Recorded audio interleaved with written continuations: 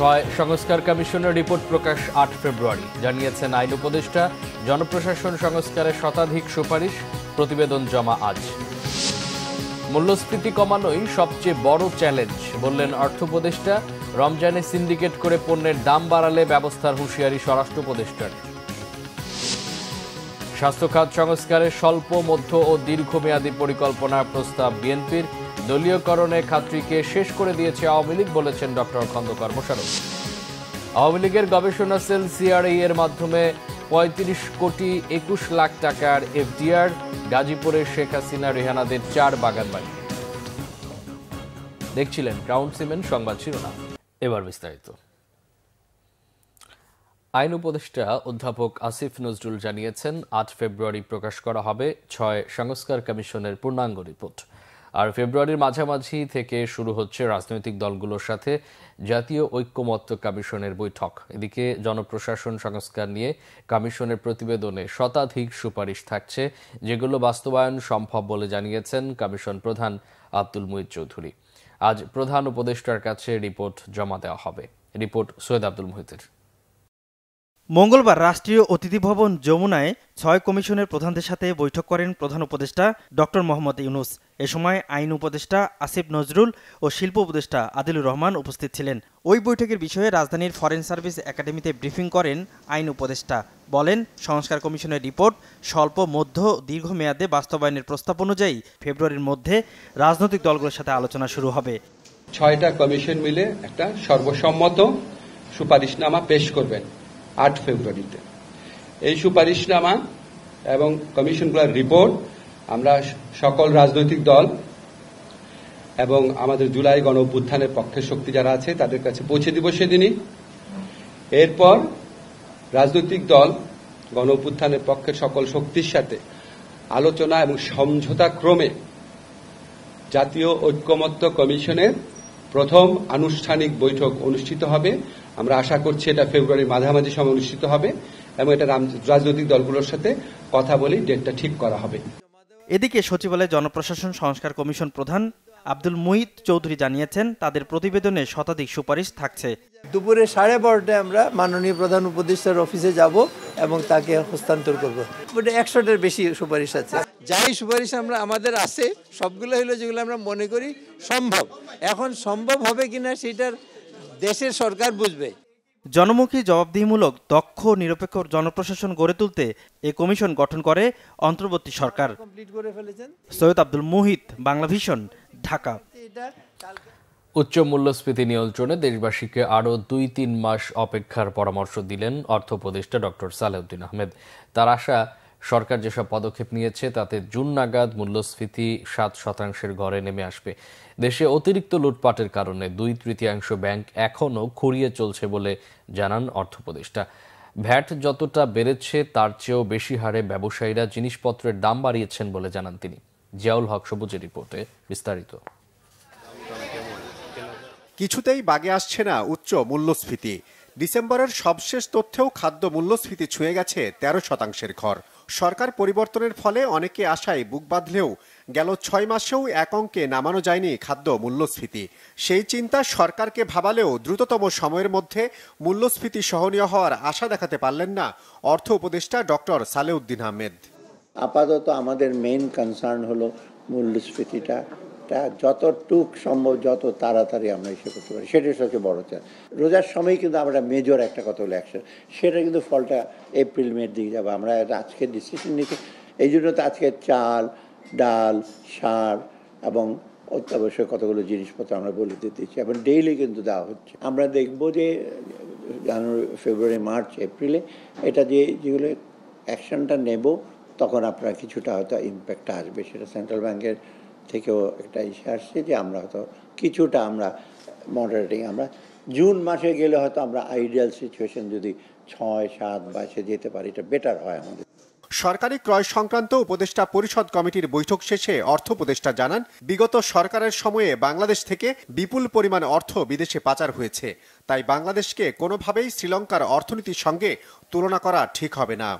অনেকে আমরা শ্রীলঙ্কার সাথে তুলনা করেন, টকশোতে আমি দেখি বহু কিছু শ্রীলঙ্কা আর বাংলাদেশ এক না। ব্যাংকিং অবস্থা যে অবস্থা, কি করে এখন মাত্র 12টা ব্যাংক ফাংশনালি ইফেক্টিভ, আর বাকিগুলো ব্যাংকে যে 60টা ব্যাংকের মধ্যে বাকিগুলো তো খুঁড়ি করে, এটা কোনো দেশে হয়েছে কোনোটা? 1/3 ব্যাংক কাজ করে না, এবং 1/3 ব্যাংকের লোকজনের যাও। শ্রীলঙ্কাটা এ লিটল বিট ইজিয়ার। আগামী মার্চে জাতীয় বাজেট সংশোধন হলে আর্থিক খাত সংস্কারে সুনির্দিষ্ট পদক্ষেপ নেওয়ার আশ্বাস দেন অর্থ উপদেষ্টা। চেষ্টা করছি যে জিয়াউল হক সবুজ, বাংলা ভিশন, ঢাকা। রমজানে সিন্ডিকেট করে পণ্যের দাম বাড়ালে ব্যবস্থা নেওয়া হবে, এমনটি জানিয়েছেন কৃষি ও স্বরাষ্ট্র উপদেষ্টা অবসরপ্রাপ্ত লেফটেন্যান্ট জেনারেল জাহাঙ্গীর আলম চৌধুরী। মঙ্গলবার বাংলাদেশ কৃষি গবেষণা কাউন্সিল পরিদর্শন শেষে কৃষি উপদেষ্টা অবসরপ্রাপ্ত লেফটেন্যান্ট জেনারেল জাহাঙ্গীর আলম চৌধুরী জানান, রমজানে দাম স্থিতিশীল রাখতে আমদানি বাড়িয়েছে সরকার, পাশাপাশি চাঁদাবাজির মাধ্যমে যেন জিনিসপত্রের দাম না বাড়ে সেদিকেও বিশেষ নজর রাখার কথা জানান তিনি। বলেন, আইন শৃঙ্খলা নিয়ন্ত্রণে রাখতে প্রশাসন সতর্ক অবস্থানে রয়েছে।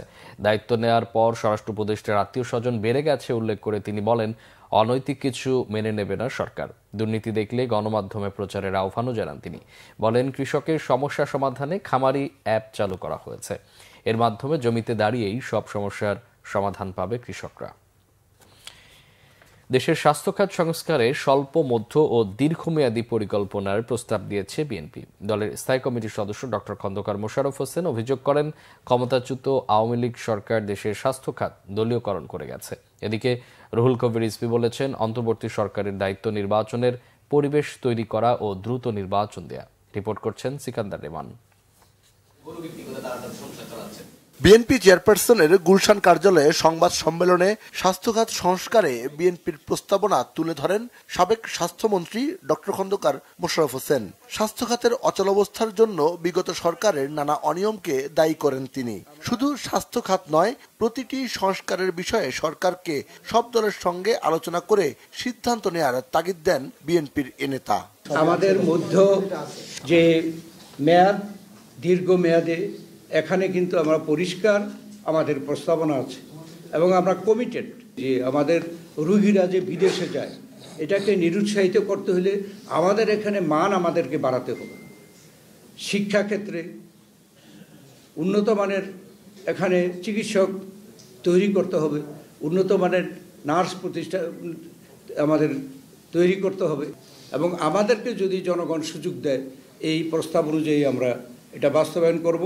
বিগত পতিত সরকার এভাবে সুবিধাবাদীদের খপ্পরে পড়ে তারা বিভিন্ন সেক্টরকে ধ্বংস করেছে, আর সর্বশেষে তাদের নিজেকে ধ্বংস করেছে। এদিকে বিএনপির সিনিয়র যুগ্ম মহাসচিব রুহুল কবির রিজভী বলেছেন, মানুষ তার পছন্দের প্রার্থীকে ভোট দিতে চায়। সংস্কারের কথা বলে ধোঁয়াশা তৈরি না করার পরামর্শ দেন তিনি। মানিকগঞ্জ জেলা বিএনপির নবগঠিত আহ্বায়ক কমিটির নেতাদের নিয়ে শহীদ রাষ্ট্রপতি জিয়াউর রহমানের মাজারে শ্রদ্ধা নিবেদন শেষে তিনি এসব কথা বলেন। অন্তর্বর্তীকালীন সরকারকে আমরা সমর্থন দেই, এখনো সমর্থন দেই, কিন্তু আপনার মনে রাখতে হবে আপনাদের সিদ্ধান্ত যেন গণবিরোধী না হয়। এটা গরিব মানুষ মারার কোনো সিদ্ধান্ত না হয়। সীমিত আয়ের মানুষ আরো বেশি নিপীড়িত হবে। এমনি তো প্রতিদিন নিত্য প্রয়োজনীয় জিনিসের দাম বৃদ্ধি পাচ্ছে, চালের দাম কমাতে পারেনি, যেখানে মানুষের মোটামুটি পেট ভরবে তার দাম কমাতে পারেননি। তার উপরে যদি আপনার এই সিলিন্ডারের দাম বৃদ্ধি করেন, সিলিন্ডার গ্যাসের দাম বৃদ্ধি করেন, এটা মরার উপর খাড়ার ঘা ছাড়া আর কিছুই নয়। রুহুল কবির রিজভী অভিযোগ করেন, আওয়ামী লীগ এখনো সন্ত্রাসী কাজ করছে, তারা রাজনীতি করতে পারবে কিনা এটা জাতীয় সিদ্ধান্তের ব্যাপার বলেও মন্তব্য করেন তিনি। সিকান্দার রেমান, বাংলা ভিশন, ঢাকা। বিএনপি নেতারা বলেছেন, সরকার যে সংস্কার করতে চাচ্ছে তার সবকিছুই বিএনপির দেয়া 31 দফা কর্মসূচিতে আছে। তাই সংস্কারের নামে সময়ক্ষেপণ না করে শিগগিরই নির্বাচনের রোডম্যাপ দেওয়ার দাবি জানান তারা। বলেন, জনগণ বিএনপির 31 দফা সংস্কার কর্মসূচিতে সাড়া দিয়েছে। আরও জানাচ্ছেন আহমেদ সারোয়ার। রাষ্ট্রকাঠামো মেরামতে বিএনপির ভারপ্রাপ্ত চেয়ারম্যান তারেক রহমান উপস্থাপিত 31 দফা সংস্কার কর্মসূচির জনসম্পৃক্ততায় যাত্রাবাড়ি থানায় কর্মশালা করে বিএনপি ঢাকা মহানগর দক্ষিণ। মঙ্গলবার বিকেলে এ কর্মশালায় 31 দফার বিস্তারিত তুলে ধরেন মহানগর বিএনপির সদস্য সচিব তানভীর আহমেদ রবিন। সকল গুরুত্বপূর্ণ প্রতিষ্ঠানসমূহ পুনর্গঠন করা হবে। আলোচনায় বিএনপি নেতারা বলেন, রাজনীতির গুণগত পরিবর্তনের জন্য কাজ করছে বিএনপি। আওয়ামী লীগ দেশকে যে অন্ধকারে নিয়ে গেছে তা থেকে ফিরিয়ে আনতেই এই ৩১ দফা সংস্কার প্রস্তাব দিয়েছেন দলের ভারপ্রাপ্ত চেয়ারম্যান তারেক রহমান। বিগত ১৬ বছর ধরে খুনি স্বৈরাচারী ফ্যাসিস্ট শেখ হাসিনা রাষ্ট্রের প্রত্যেকটি কাঠামোকে, রাষ্ট্রের প্রত্যেকটি প্রতিষ্ঠানকে এমনভাবে দলীয়করণ করেছে, এমনভাবে আওয়ামীকরণ করেছে, প্রত্যেকটি কাঠামো এবং প্রত্যেকটি রাষ্ট্রযন্ত্রকে বিরোধী দল এবং বিরোধী মত দমনের একটি হাতিয়ার হিসেবে বানানো হয়েছে। সংসদ, বিচার বিভাগ এবং প্রশাসন তিনটি মূল স্তম্ভ। আপনারা লক্ষ্য করবেন যে তিনোটাকে এই খুনি হাসিনা সম্পূর্ণরূপে ধ্বংস করেছে। অন্তর্বর্তীকালীন যে সরকার, সেই সরকার এদেশের সকল মানুষের আন্দোলন সংগ্রামের মধ্য দিয়ে কিন্তু প্রতিষ্ঠিত হয়েছে। সুতরাং আজকে এই সরকারকে উপলব্ধি করতে হবে নির্বাচনের গুরুত্ব। জনগণ হচ্ছে সকল ক্ষমতার উৎস। জনগণ যাকে চাবে তারাই রাষ্ট্রীয় ক্ষমতায় গিয়ে দেশ পরিচালনা করবেন। বিএনপি নেতারা বলেন, শুধু জনগণের ভোটের অধিকার প্রতিষ্ঠা নয়, ভবিষ্যতে যাতে কেউ ফ্যাসিবাদী আচরণ করতে না পারে তার জন্য এই সংস্কার প্রস্তাব। আপনারা যদি বিচার বিশ্লেষণ করে দেখেন, আজকে যারা সংস্কার সংস্কার বলে চিল্লাচ্ছে, এই সংস্কারের আর কোনো প্রয়োজন নেই। এখানে সংস্কারের প্রতিটি দফা এখানে উল্লেখ আছে। তারেক রহমান 2 বছর আগেই এই 31 দফা উপস্থাপন করেছিলেন। দেশকে গণতান্ত্রিক ধারায় ফিরিয়ে আনতে বিএনপি নেতাকর্মীকে ঐক্যবদ্ধ থাকার আহ্বান জানান নেতারা। এদিকে রাজধানীর বিমানবন্দর থানায় 31 দফা নিয়ে কর্মশালা করে বিএনপি ঢাকা মহানগর উত্তর। এতে উত্তর বিএনপির আহ্বায়ক আমিনুল হক বলেন, বিএনপি ক্ষমতায় গেলে দেশের মানুষের ভাগ্যোন্নয়নে কাজ করবে। 31 দফার এই সংস্কারের কার্যক্রম যাতে বাংলাদেশের সেই ধ্বংসস্তূপ রাষ্ট্র প্রতিষ্ঠানগুলোকে পুনর্গঠন করে আমরা যাতে নতুন ভাবে ঢেলে সাজাতে পারি। তিনি বলেন, বিএনপি কাজ করে সাধারণ মানুষের জন্য। আহমেদ সরওয়ার, বাংলা ভিশন, ঢাকা। বিএনপির ভারপ্রাপ্ত চেয়ারম্যান তারেক রহমান ও বেসরকারি 21 টেলিভিশনের মালিক আব্দুস সালাম ও সাংবাদিক ডক্টর কনক সরওয়ার সহ 4 জনের বিরুদ্ধে করা রাষ্ট্রদ্রোহ মামলা বাতিল করে দিয়েছে উচ্চ আদালত। মঙ্গলবার বিচারপতি AK-M আসাদুজ্জামান ও বিচারপতি সৈয়দ এনায়েত হোসেনের বেঞ্চ এই রায় দেন। সুপ্রিম কোর্টের হাইকোর্ট ডিভিশন রায় বলেছে, মামলার পক্ষে যথাযথ তথ্য প্রমাণ বা আইনগত ভিত্তি ছিল না। এছাড়া মামলাটি ছিল রাজনৈতিক উদ্দেশ্য প্রণোদিত। বিএনপির ভারপ্রাপ্ত চেয়ারম্যান তারেক রহমান লন্ডনে থাকাকালীন তার একটি বক্তব্য 21 টেলিভিশনে লাইভ সম্প্রচারের কারণে রাষ্ট্রদ্রোহ মামলাটি করেছিলেন তৎকালীন সরকার। মামলা দায়ের করতে গেলে যে প্রক্রিয়াটা অবলম্বন করতে হয়, হোম মিনিস্ট্রি থেকে পারমিশন নিতে হয়, কোনো কিছুই করা হয়নি। অর্থাৎ গায়ের জোরে রাষ্ট্রযন্ত্রকে ব্যবহার করে মামলাটা দায়ের করা হয়েছিল। শুধুমাত্র 2টা কারণ, জনাব তারেক রহমান সাহেবকে রাজনৈতিকভাবে হেয় করা আর 21 টেলিভিশনকে সরকারের কন্ট্রোলে নেওয়া, এবং তারা সাকসেসফুলি সেটা করেছিল। শেখ হাসিনার আমলে কানাডায় পাচার হয়ে যাওয়া অর্থ উদ্ধারে দেশটির সহযোগিতা চাইলেন অন্তর্বর্তীকালীন সরকারের প্রধান উপদেষ্টা অধ্যাপক ডক্টর মোহাম্মদ ইউনুস। মঙ্গলবার রাষ্ট্রীয় অতিথি ভবন যমুনায় কানাডার হাইকমিশনার অজিত সিং দেখা করতে গেলে প্রধান উপদেষ্টা এই সহযোগিতা চান। প্রধান উপদেষ্টা বলেন, একনায়ক শেখ হাসিনার সহযোগী আমলা রাজনীতিকরা শত শত কোটি ডলার কানাডায় পাচার করেছে। পাচার করা ওই অর্থ দিয়ে তারা সম্পদ কিনে বেগমপাড়া বানিয়েছে। পাচার হওয়া এইসব অর্থ সম্পদ চিহ্নিত করা, ফ্রিজ করা ও উদ্ধারে কানাডার হাইকমিশনারের সহযোগিতা চান। অধ্যাপক ইউনুসের নেতৃত্বে বাংলাদেশের অন্তর্বর্তীকালীন সরকারের পাচার হওয়া অর্থ ফেরতে যে উদ্যোগ নিয়েছে তাতে সর্বাত্মক সহযোগিতার আশ্বাস দেন। এছাড়া সরকারের নেওয়া সংস্কারের উদ্যোগে কানাডার সমর্থনের কথা জানিয়ে বাংলাদেশের সাথে বাণিজ্য বৃদ্ধিতে দেশটির আগ্রহের কথা জানান হাইকমিশনার অজিত সিং। আওয়ামী লীগের থিঙ্ক ট্যাঙ্ক হিসাবে পরিচিত সিআরআই এর আর্থিক অনিয়ম খতিয়ে দেখতে গিয়ে IFIC ব্যাংকে 35 কোটি 21 লাখ টাকার FDR এর সন্ধান পেয়েছে দুর্নীতি দমন কমিশন দুদক। মঙ্গলবার নিজস্ব কার্যালয় ব্রিফিংয়ে এই তথ্য জানান সংস্থাটির মহাপরিচালক আক্তার হোসেন। এদিকে দুদকের আবেদনের প্রেক্ষিতে বাংলাদেশ ব্যাংকের কর্মকর্তা কর্মচারীদের ব্যক্তিগত লকারগুলো খোলার অনুমতি দিয়েছে আদালত। রিপোর্ট শুভ মাহফুজের। আওয়ামী লীগের গবেষণা ও তথ্য cell centre for research and information CRI তাদের বিভিন্ন কার্যক্রমে সরকারি অর্থ ব্যয় করেছে এমন অভিযোগের প্রেক্ষিতে মঙ্গলবার প্রথমে ধানমন্ডির ৩২ এবং পরে ধানমন্ডির ৬ অভিযান চালায় দুদক। অভিযানে কোথাও অফিসটি খুঁজে না পেয়ে অন্যভাবে খোঁজার কথা জানায় দুদক। আমরা ধানমন্ডির কয়েকটা লোকেশনে যাই, সেখানে এসে আসলে ওনাদের অফিসটা খুঁজে পাইনি, মানে পাওয়া যায়নি। তো এই অবস্থাতেই আমরা আর কি দেখব যে অন্যভাবে রেকর্ডপত্র সংগ্রহ করতে পারি কিনা।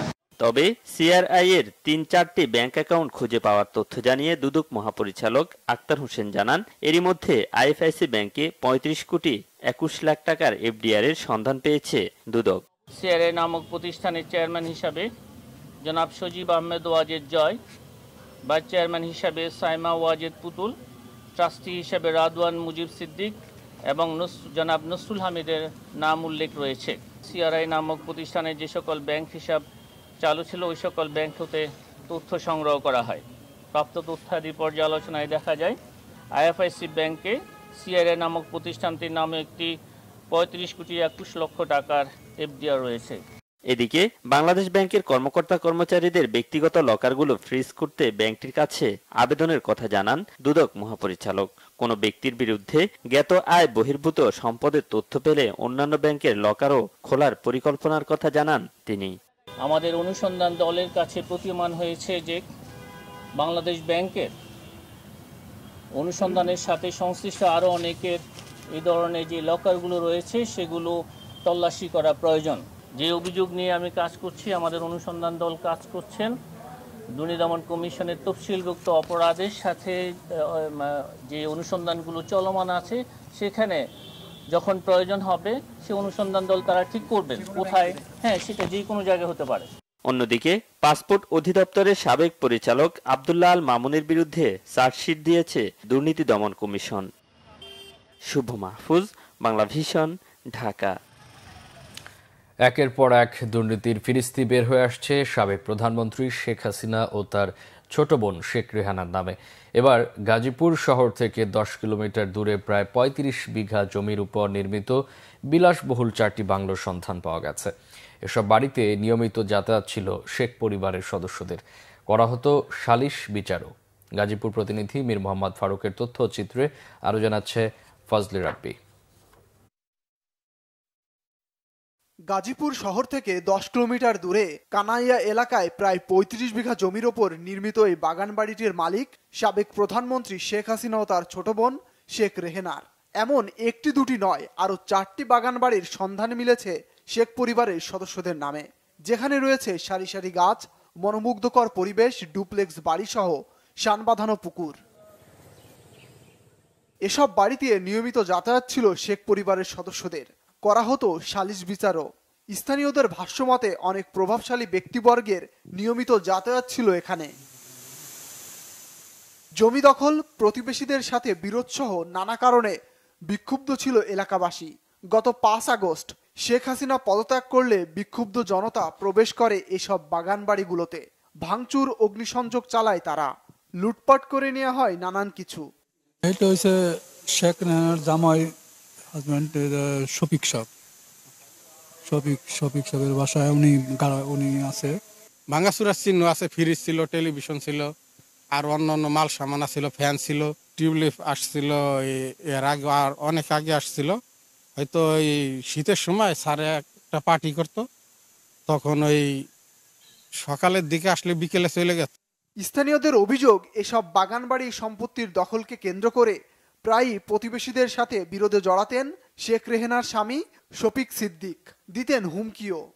হ্যাঁ, ক্ষমতায় এবার জমিটা নিছে, নিয়ে পরে আশেপাশের এই যে আমার পাশের জমিটা বুঝছেন ডালা অনেক তর্কি করেছে, অনেক মানুষ ক্ষতি গাছের ডালা মালা অনেক কাটাইছে, হ্যাঁ গাছ ওয়ালা সুরান করে দিয়ে হ্যাঁ গাছ কাটাইছে।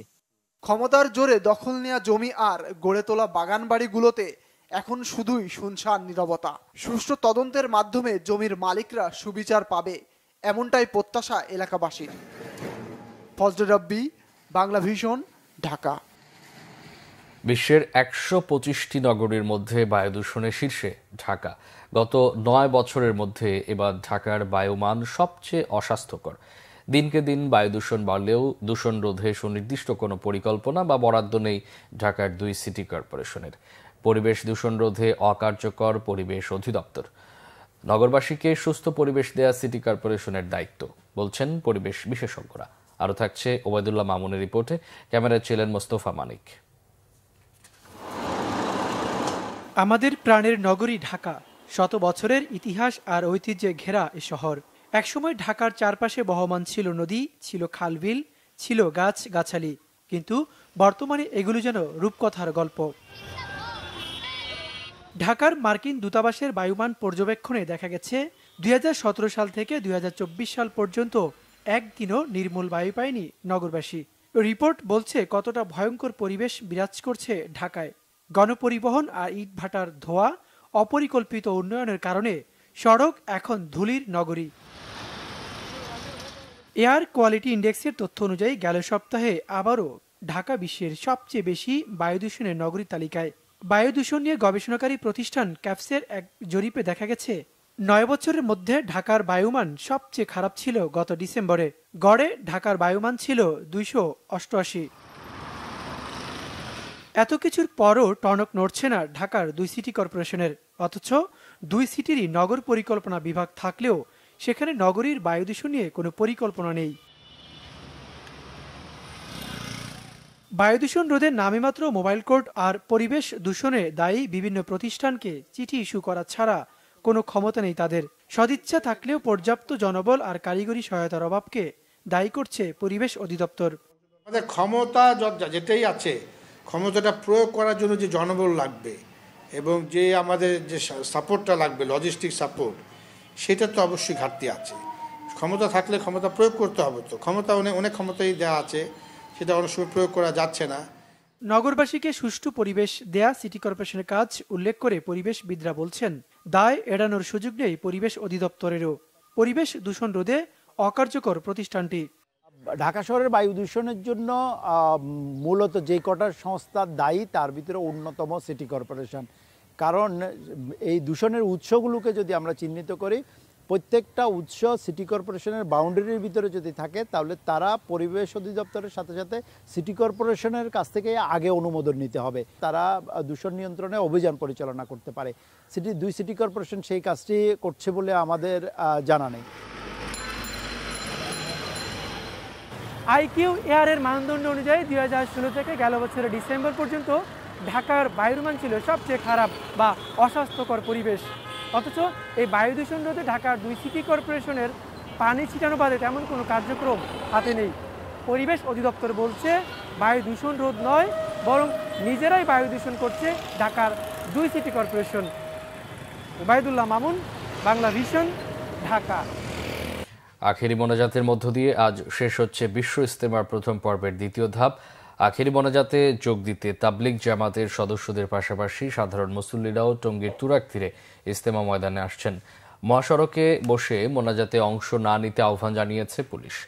ইজতেমা শেষে বাড়ি অভিমুখী মুসল্লিদের যাতায়াত সুবিধার জন্য ১১টি বিশেষ ট্রেনের ব্যবস্থা করেছে রেলওয়ে। এদিকে আগত মুসল্লিদের মধ্যে রাতে আরও ২ জনের মৃত্যু হয়েছে। এ নিয়ে প্রথম পর্বের ২ ধাপে মৃত্যু হয়েছে ৯ জনের। আখেরি মোনাজাত শেষে তাবলিগের দাওয়াতি কাজে বের হবেন দেশ বিদেশের ধর্মপ্রাণ মুসল্লিরা। আগামী ১৪ ফেব্রুয়ারি থেকে ১৬ ফেব্রুয়ারি হবে বিশ্ব ইজতেমার দ্বিতীয় পর্ব।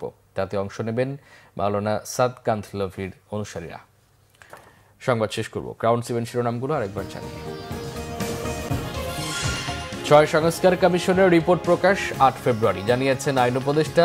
জনপ্রশাসন সংস্কারের শতাধিক সুপারিশ, প্রতিবেদন জমা আজ। মূল্যস্ফীতি কমানোই সবচেয়ে বড় চ্যালেঞ্জ, বললেন অর্থ উপদেষ্টা। রমজানে সিন্ডিকেট করে পণ্যের দাম বাড়ালে ব্যবস্থার হুঁশিয়ারি স্বরাষ্ট্র উপদেষ্টা।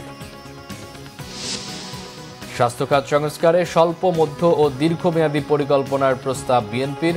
দলীয়করণে খাতটিকে শেষ করে দিয়েছে আওয়ামী লীগ, বলেছেন ডক্টর খন্দকার মোশাররফ। আওয়ামী লীগের গবেষণা সেল সিআরআই এর নামে ৩৫ কোটি ২১ লাখ টাকার এফডিআর। গাজীপুরের শেখ হাসিনা রেহানার ৪ বাগানবাড়ি।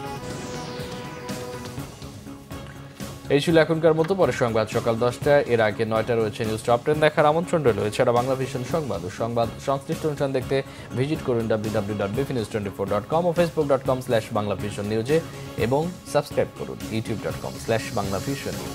এতক্ষণ সাথে থাকায় অসংখ্য ধন্যবাদ।